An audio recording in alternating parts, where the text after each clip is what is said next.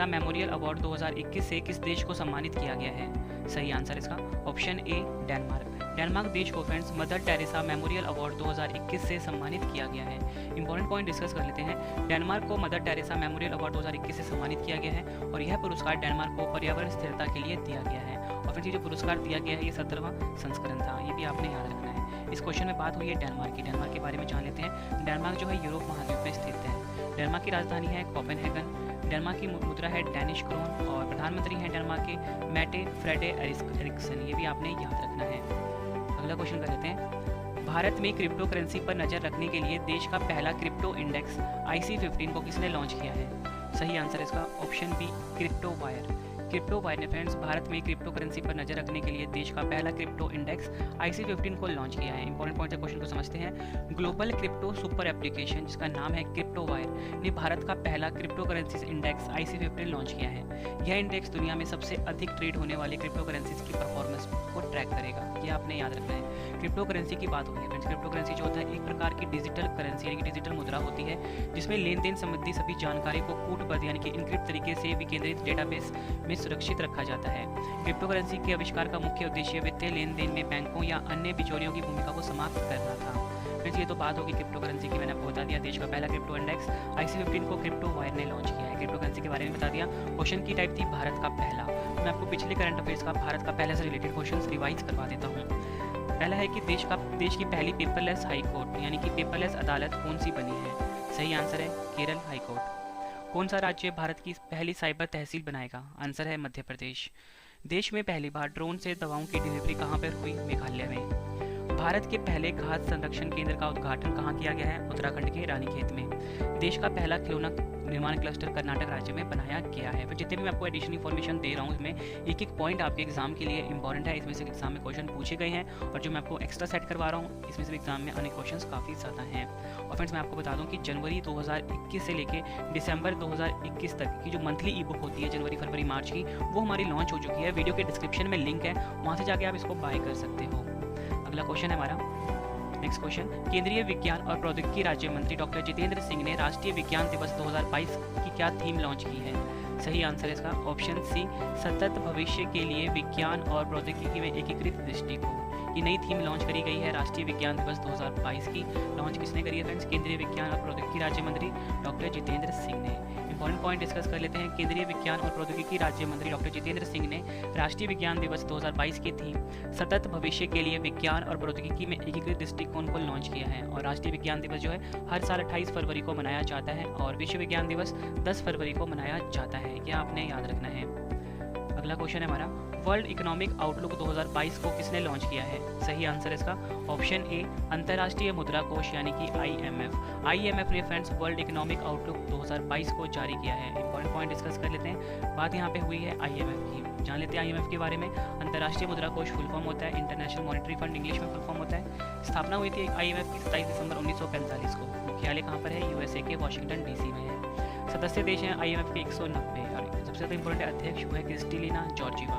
ये भी आपने याद रखना है। अगला क्वेश्चन है हमारा विश्व युद्ध अनाथ दिवस 2022 कब मनाया गया है? सही आंसर इसका ऑप्शन ए 6 जनवरी को। 6 जनवरी को फ्रेंड्स हर साल विश्व युद्ध अनाथ दिवस 2022 मनाया गया है। इंपॉर्टेंट पॉइंट समझ लेते हैं। संघर्ष के कारण अपने माता पिता को खो चुके बच्चों की दुर्दशा के बारे में जागरूकता पैदा करने के लिए 6 जनवरी को विश्व युद्ध अनाथ दिवस मनाया जाता है। विश्व युद्ध अनाथ दिवस को हम world day of war orphans भी कहते हैं। क्वेश्चन की टाइप थी दिवस, तो मैं आपको पिछले करंट अफेयर्स के क्वेश्चन रिवाइज करवा देता हूँ दिवस से रिलेटेड। अंतर्राष्ट्रीय सार्वभौमिक स्वास्थ्य कवरेज दिवस 2021 मनाया गया है 12 दिसंबर को। अंतर्राष्ट्रीय तटस्थता दिवस 2021 मनाया गया है, ये भी 12 दिसंबर को। अंतर्राष्ट्रीय भ्रष्टाचार विरोधी दिवस 2021 मनाया गया है 9 दिसंबर को। विश्व ब्रेल दिवस 2022 मनाया गया है 4 जनवरी को। और वैश्विक परिवार दिवस 2022 मनाया गया है 1 जनवरी को। अगला क्वेश्चन कर लेते हैं। स्वचालित उत्पादन नियंत्रण यानी कि AGC परियोजना राष्ट्र को किसने समर्पित किया है? सही आंसर है option C RK Singh. RK Singh ने फ्रेंड्स स्वचालित उत्पादन नियंत्रण परियोजना यानी कि AGC परियोजना राष्ट्र को समर्पित किया है। इंपॉर्टेंट पॉइंट समझते हैं। केंद्रीय बिजली मंत्री RK सिंह ने स्वचालित उत्पादन नियंत्रण यानी कि AGC परियोजना राष्ट्र को समर्पित किया है। इस परियोजना से बिजली प्रणाली की फ्रीक्वेंसी और विश्वसनीयता को कायम रखने में मदद मिलेगी। बिजली मंत्रालय ने मंगलवार को बयान में कहा कि इस परियोजना से सरकार के 2030 तक 5 लाख मेगावाट गैर जीवाश्म ईंधन आधारित बिजली उत्पादन क्षमता के महत्वाकांक्षी लक्ष्य को हासिल करने में भी मदद मिलेगी, ये आपने याद रखना है। अगला क्वेश्चन कर लेते हैं, राष्ट्रीय युवा महोत्सव 2022 का आयोजन कहाँ पर होगा? आंसर इसका ऑप्शन ए पुडुचेरी। पुडुचेरी में फ्रेंड्स राष्ट्रीय युवा महोत्सव 2022 का आयोजन किया जाएगा। इंपॉर्टेंट पॉइंट से समझते हैं। युवा मामले और खेल मंत्रालय द्वारा केंद्र शासित प्रदेश पुडुचेरी में 12 से 16 जनवरी तक राष्ट्रीय युवा महोत्सव का आयोजन किया जाएगा। प्रधानमंत्री नरेंद्र मोदी 25वें राष्ट्रीय युवा महोत्सव का उद्घाटन करेंगे। यह महोत्सव स्वामी विवेकानंद की जयंती से शुरू होगा और यह भारत की स्वतंत्रता के 75वें वर्ष का भी प्रतीक है। इस त्यौहार का लोगो और शुभंकर है सक्षम युवा सशक्त युवा, ये आपने याद रखना है, ये भी एग्जाम के लिए काफ़ी इंपॉर्टेंट है। सक्षम युवा और सशक्त युवा।